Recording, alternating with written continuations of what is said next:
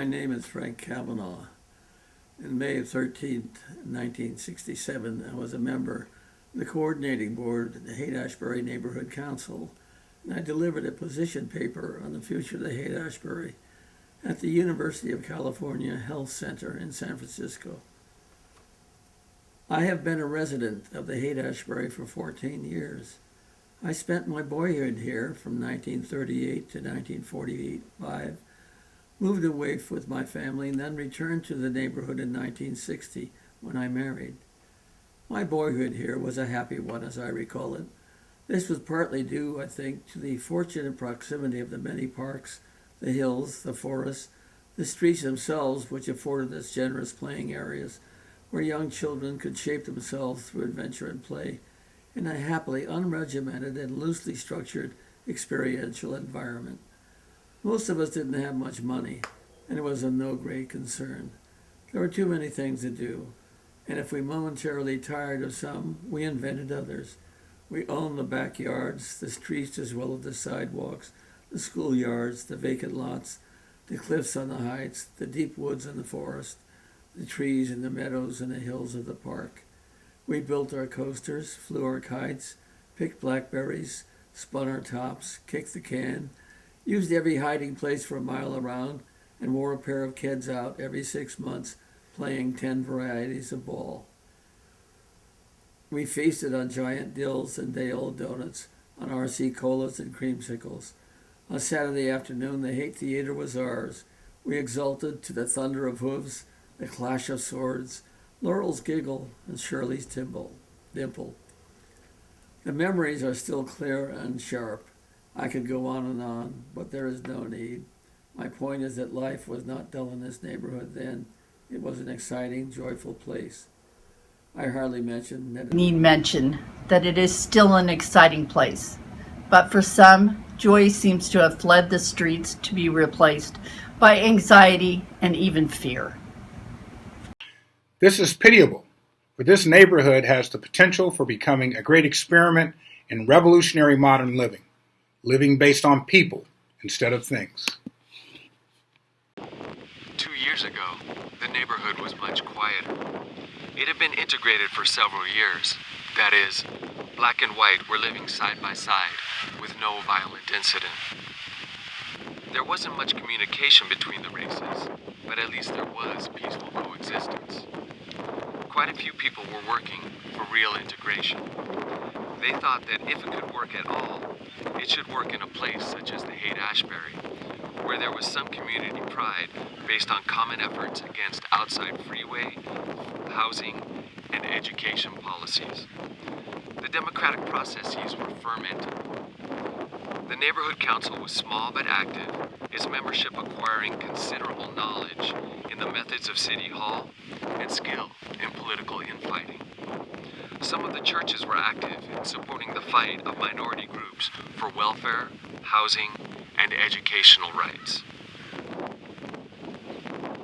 Many, under the pressures of these same fights, were beginning to appreciate the unique quality of the neighborhood, its welcome variety of geographical features, people, structures. They felt more vital in living here because it presented certain problems which they themselves had to work out.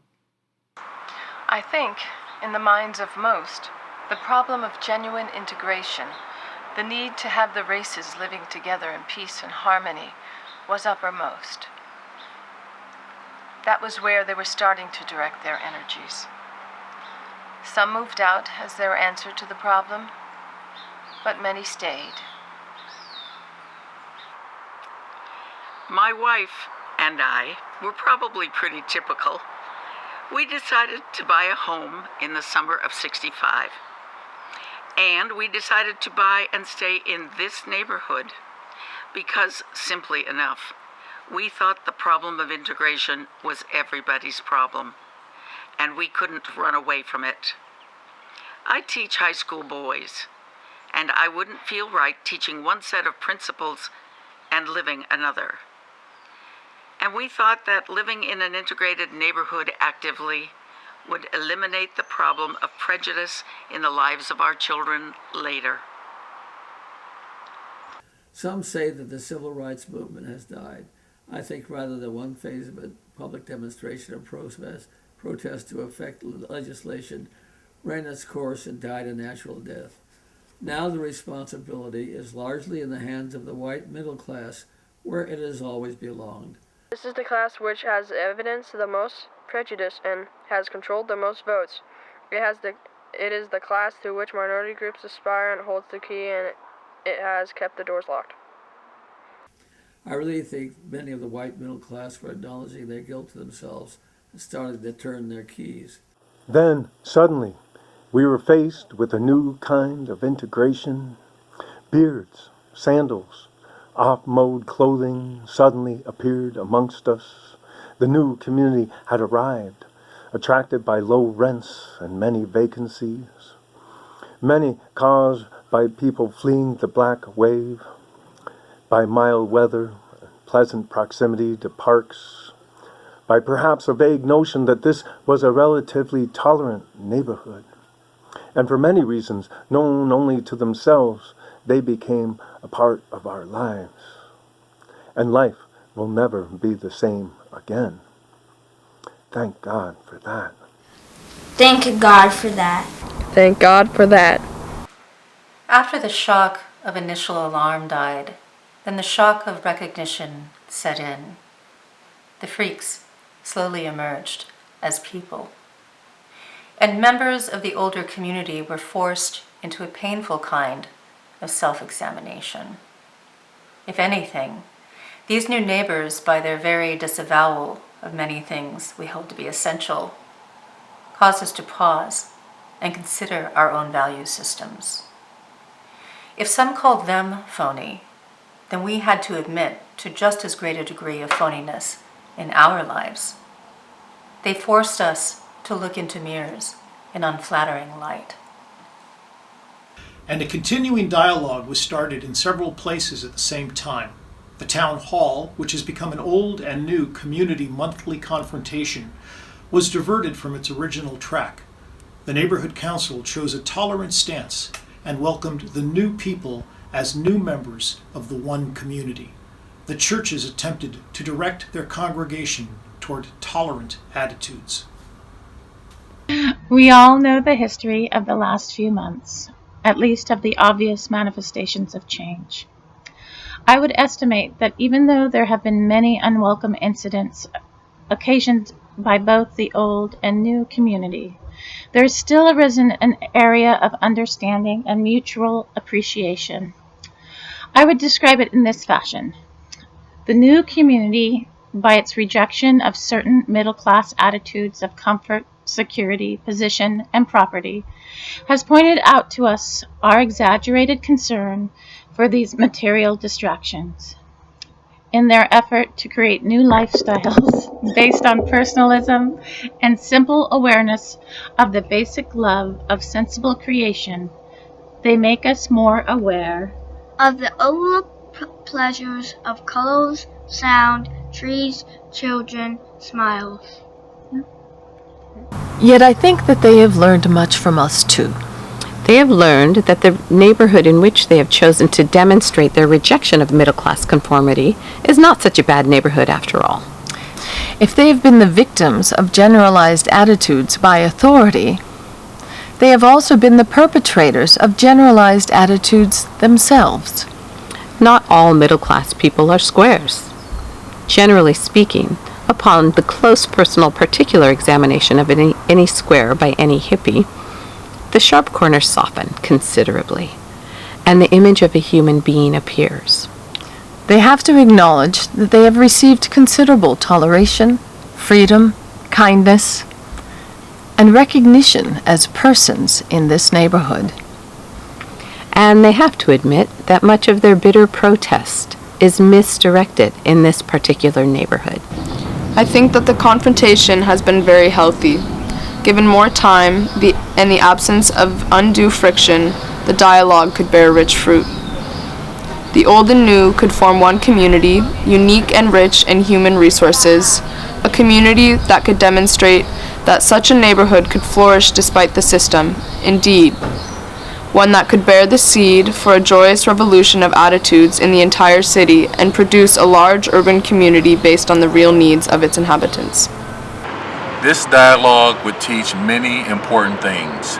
Members of the old community would learn that beards are not evil, that a job is not the only means to productive work, that a simple request, "Please let me by," will be answered with a smile and making of a passageway.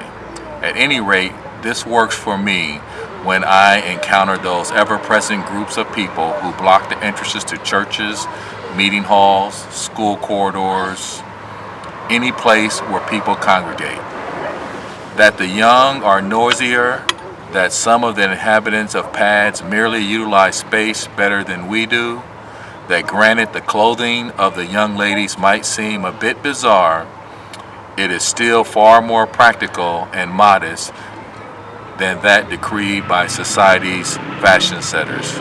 That these young people behave, by and large, just as well, if not better, than do ours when they are away from our parental gaze.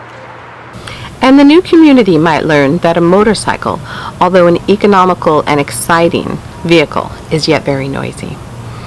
That new forms of music which bend willing minds also blast unwilling eardrums. That joyful sidewalk chatter late at night disturbs the peace of others. That many people, through no fault of their own, have to work at night and rest during the day. That many old people are frightened by what they consider strange behavior. And although this fear is largely unwarranted, it is real, and that it is hellish to exploit this fear for the sake of a few sophomoric laughs. Rather, it is better to overcome this fear by unstinting overt acts of kindness. That it is one thing to drop out of society, it is another to sneer arrogantly at any human being. The streets belong to all people for a variety of reasons. We can learn many things from each other. Yep. We can learn many things from each other. We can learn many things from each other. We can learn many things from each other.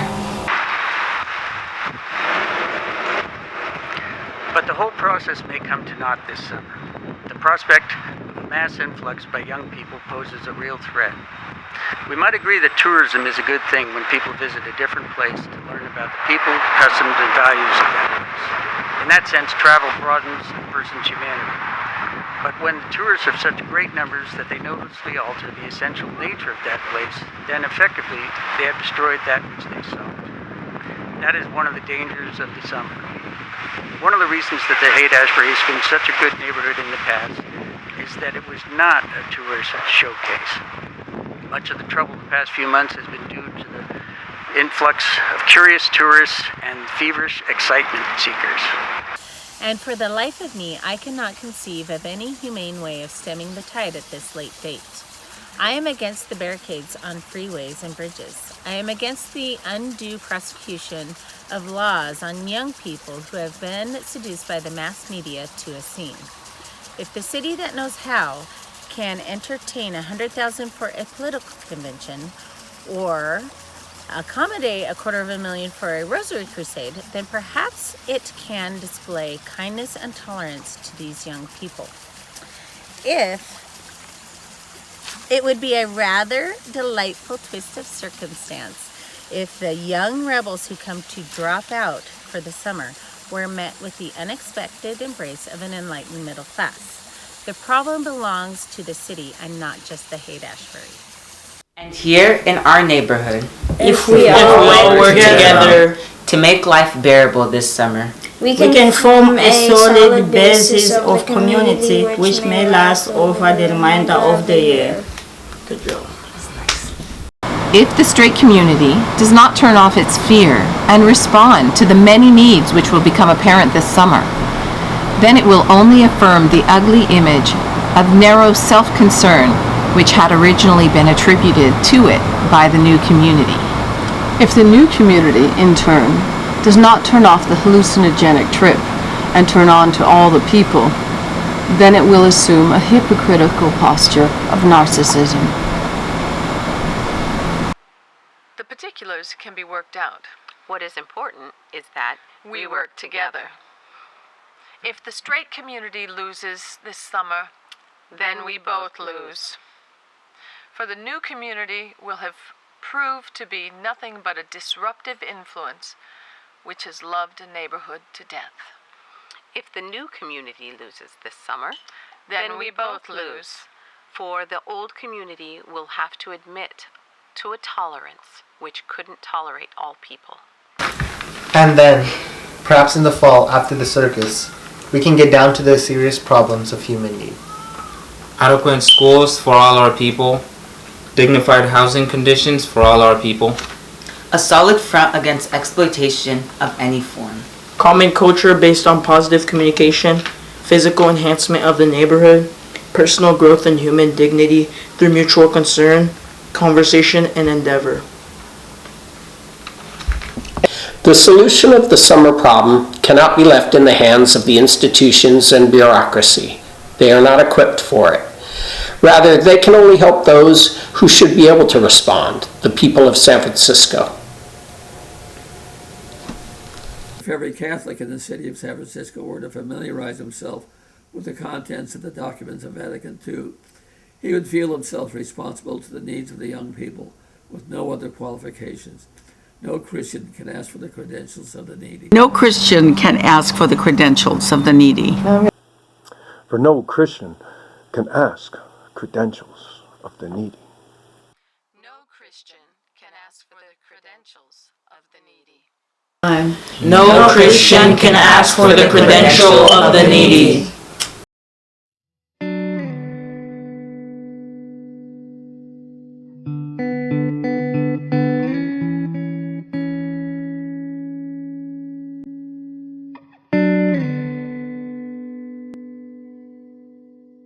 Rolling tape and Happy birthday, Papa Frank.